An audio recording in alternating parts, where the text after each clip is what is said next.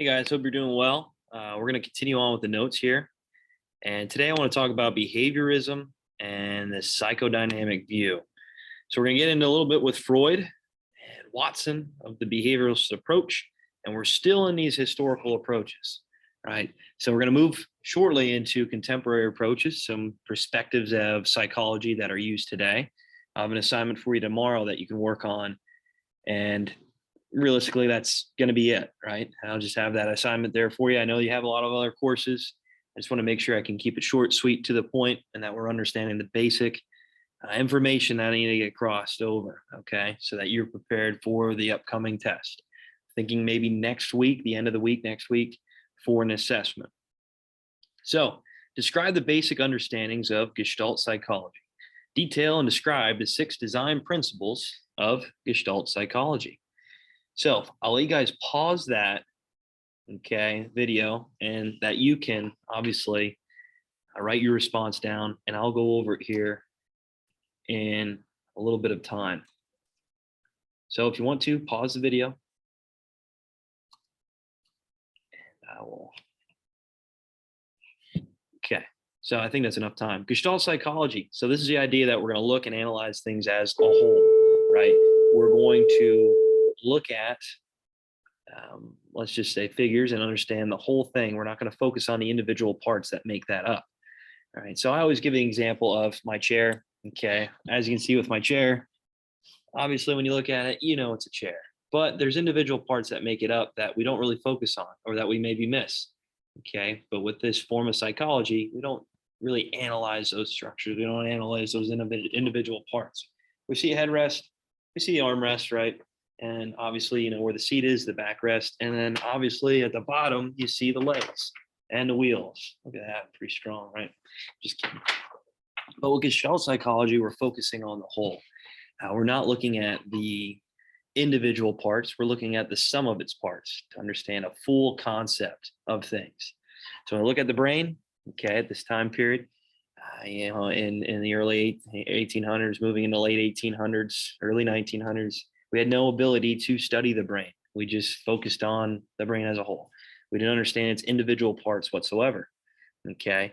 We didn't understand the prefrontal cortex, right? We didn't understand the parietal lobe, the occipital lobe, so on and so forth. Okay. The brain has different parts and different functions located in the brain, which today we know, right?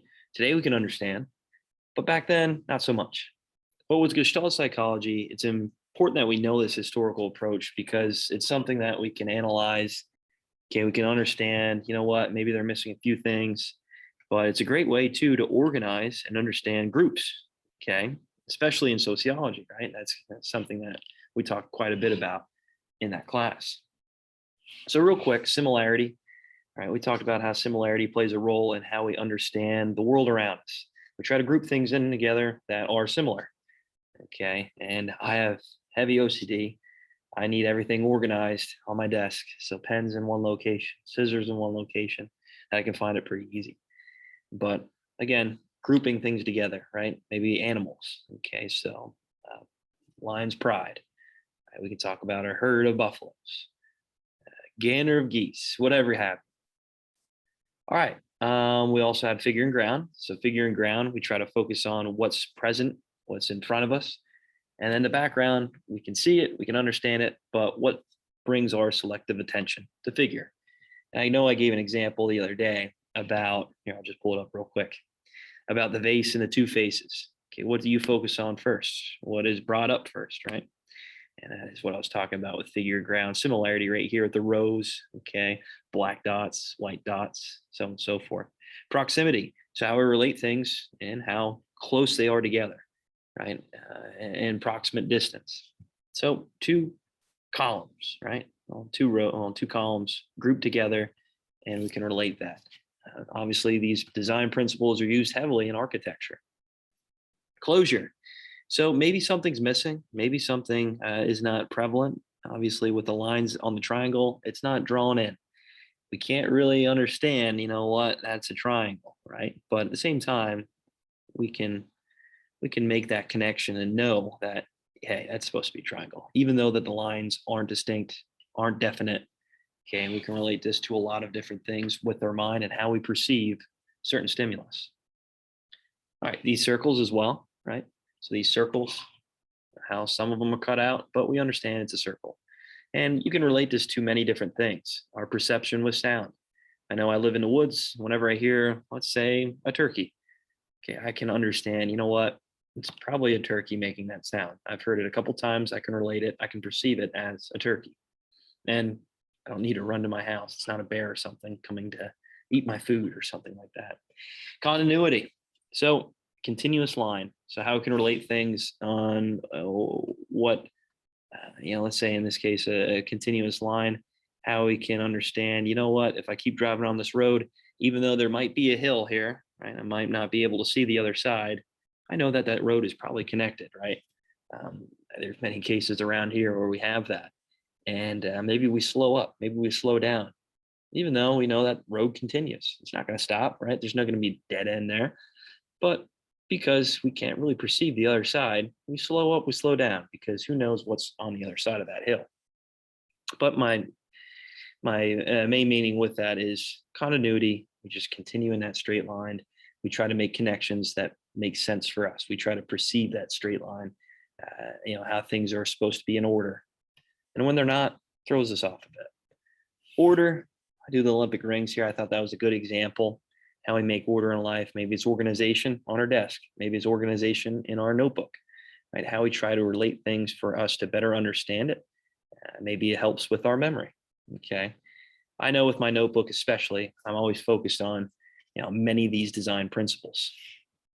Okay. So that being said, we're going to move on. Here are the vocab terms for today. We have behaviorism. I will talk about operant conditioning soon enough. I'll talk about classical conditioning as well with the behavioralist approach, but I'm going to save that for the upcoming chapters. Psychoanalysis theory, psychodynamic theory, the id, the ego, and the superego. Many people say the ID, whatever have you, but we will talk about these terms today. So if you want to pause the video, write those definitions down. I really would like you to do that, obviously. So give you a couple seconds to do that. All right, so moving on here today, we're going to talk about the behavioralist approach, where that came about, and the psychodynamic theory with Sigmund Freud. So he's a very, very important psychologist that we're going to be referencing a lot here in the upcoming chapters. All right, so behaviorism, John Watson argued that true objective science of psychology should only deal with observable events, stimuli from the environment, and the organism's response to that stimulus. So it relates a lot with that structuralist approach we talked about with Wilhelm Wundt. But with Watson, he wanted to advance it a little bit more, right? He wanted to try to really understand the mind in a way of the way we react to certain stimulus, okay? And everyday matters, and how maybe we can control these behaviors, or maybe make let's say an objective, right? Maybe we can try to focus on how we can use this idea of understanding stimulus to advance our lifestyles, right? And to maybe predict outcomes and behaviors. Okay, I'll get in a little bit more detail here soon about that. So these psychologists thought that the mind, black box, which could be open or understood, since we could not observe it, understand it, we should not try to guess what role it has in our actions. So we just need to focus on our reactions to it. We need to focus on how we're going to respond to certain stimulus. So good examples of this, Ivan Pavlov, he was a famous psychologist, Russian psychologist, and he wanted to try to focus on with animals and how they could respond to certain stimulus, even if, let's say, a neutral stimulus might not have an effect on how they're going to be fed. And Ivan Pavlov focused on dogs. And I think we can all relate to this. I know my animals are always strict on their food schedule. Once they hear their food shaking in the container that I have it in, they know it's food time. They're going to be jumping up and down. They're going to be salivating. They're going to be barking. My cat meows. It goes crazy every time he hears and knows it's scheduled food time. It's going to be that time of the day. So Pavlov Okay, I'll talk about this again in the future here, but Pavlov designed designed a study to utilize a bell to indicate that the dog will eat, that the dog will have food right after that bell is rang. So every time Pavlov fed his dogs, before he would give them food, he would ring a bell, which was a neutral stimulus. Again, the dog's not going to understand that the bell is food, but eventually the dog will pick up on, through a form of conditioning, that once he hears the bell, he knows food is going to be presented to him, that he's going to eat. So after some time, Pavlov would ring the bell, and then the dog, obviously knowing it's going to get fed, sees the food, starts salivating. Eventually, time and time again, after he continues this conditioning, right, this method of feeding his dog, sooner or later he noted that once he rang the bell, the dog started to salivate.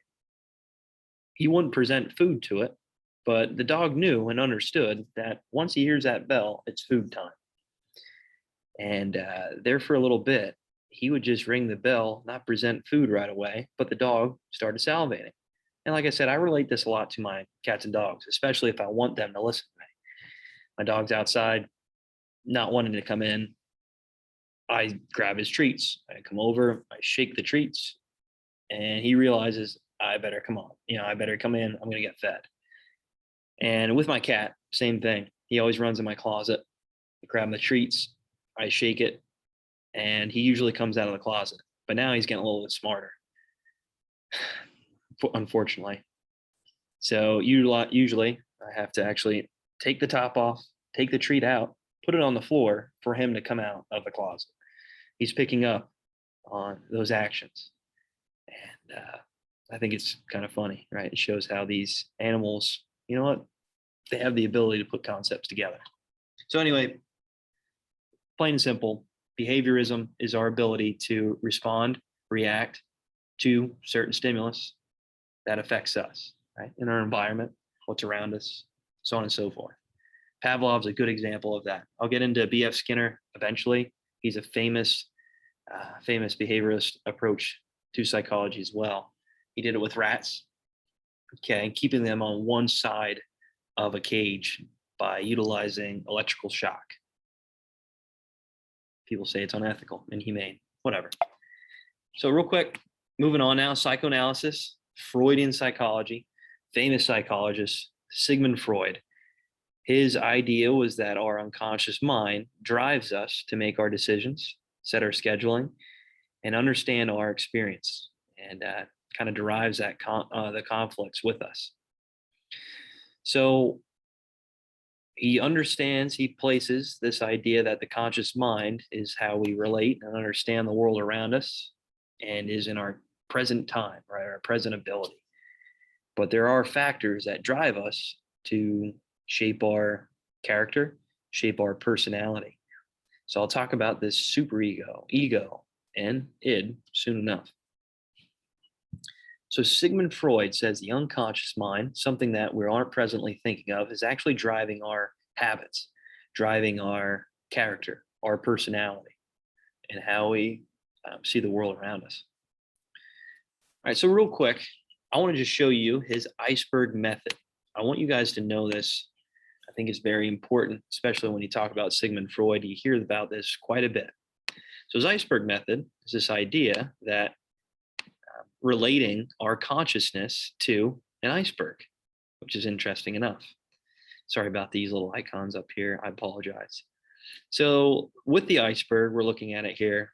At the top, we see the conscious level, what we present to people, right? What people understand as our character, our personality. And everybody has one, right? Everybody understands if you're going to talk to a friend, a person in school, a teacher, right? A family member. We know what their character's most likely going to be, whether they're friendly, whether they're a little grouchy, depending on the times of the day. But the conscious mind is what he views as this ego, all right? The ego. So in a way, the ego is a mediator. That's what you are presently thinking of, understanding at that moment, okay?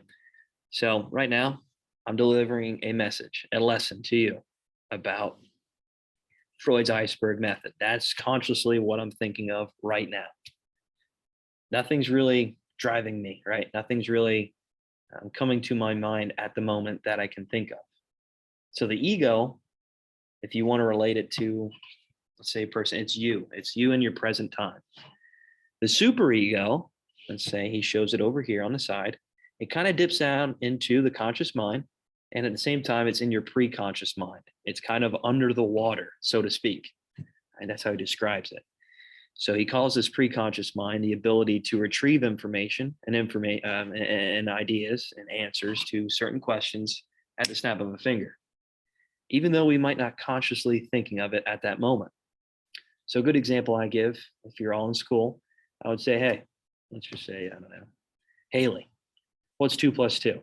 Even though she's not thinking of that equation, right? Even though she's not thinking of that simplistic math problem, she can draw the answer pretty quick. Oh, 4, no problem.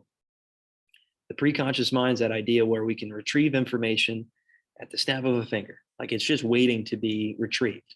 Okay, even though that we're not consciously thinking of it, even though Haley at the time had no clue that I was going to ask her that question, she could perceive that information. She could answer that question pretty quick because it's in her preconscious mind. It's stored there, and many people relate it to memory. So the superego is in his and Freud's idea, these good moral character, right? This is the idea where this is the characteristics we want to show prevalent, right? This positivism, this idea where we are good moral characters. And many people relate this to the angel on your shoulder. So this angel is trying to guide your interactions with people, how we should react to people, how should we try to relate ourselves, and how we should try to discuss these issues and a good moral characteristic personality. Do we show that all the time? No, we don't, right? Sometimes our emotions, our stress, our anxiety gets the best of us, and we don't show this good moral characteristic all the time, but it's something we want to strive for. Okay, so ego, you, superego is the angel on your shoulder, what you want to try to present to your people, the people around you. You don't show it all the time. And when we come to knowledge, our state of mind, it's information we can draw pretty quick at the snap of a finger. All right, now we're getting to the dirty part here. So the id, many people say the ID, whatever have you, under the deep water. Okay, this is the unconscious mind.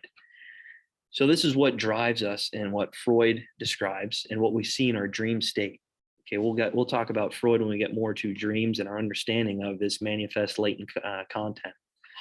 But for the most part, the id is this unconscious mind. It's deep under the water because we try to hide this ideological and these habits and these secrets from the people that we see and interact with. So this might be fears that we have. We don't want to obviously show everybody and tell everybody our deepest fears, our secrets, our pleasures, and our instincts, our urges that drive us, right? So the unconscious mind is deep under the water. We don't show that to people, but in our dream state, to our, let's say, our most sincere friends, our partners, our peers that we try to focus on and that we have a strong relationship with, they kind of know how our unconscious mind works, that we open up to. Again, you don't show this to everybody, but again, our deepest and most sincere friends are the ones that we show our ID a little bit more to. So these are our principles, our pleasures, our urges that maybe we don't want everybody to know of. But at the same time, this is something that drives our consciousness, drives our objectives, the way we are, our personality.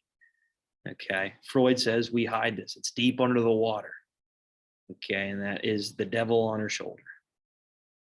Okay, so again, superego, angel, good moral characteristic, pre-conscious mind. We can draw that information pretty quick. It might not be right there in our conscious state, what we're currently thinking of, but we can draw that information quick. Ego is what we presently show, right? Our personality, our characteristics, who we are, right? And what we're consciously thinking of at the moment. Like I said, like I mentioned, I'm delivering this lesson. That's what I'm talking about consciously at this moment. Our unconscious drive is our devil on our shoulder. So the hidden secrets, urges, pleasures that we try to hide, it's deep under our unconscious mind. Okay, it's deep under the water. We don't show this to everybody. And that's what's driving us. That's what Freud thinks is what driving us in our relationships, our personality, and how we act with others. Okay, that's all I have for today. Tomorrow, expect an assignment. That's all I'm going to have. So I'll have an assignment up posted to you shortly that you can utilize your book with for and to help you complete that assignment. So don't expect a lesson for tomorrow. Oh, sorry. Never mind. Almost forgot. The lesson for tomorrow is going to be on September 11th. Okay. I want to really focus on that. I think it's very important for many of you. You weren't born, but it's something that we need to talk about, especially in social studies. If I didn't mention that, I'm not doing my job right. So we're going to talk about that contemporary approaches more on Monday. Okay. So Monday, we will do that in class. Right. Hopefully we're here. I'm really praying and hoping. But Friday, tomorrow, we will focus on September 11th. I know it's September 10th, but we know September 11th is Saturday, important event that we all need to know and remember.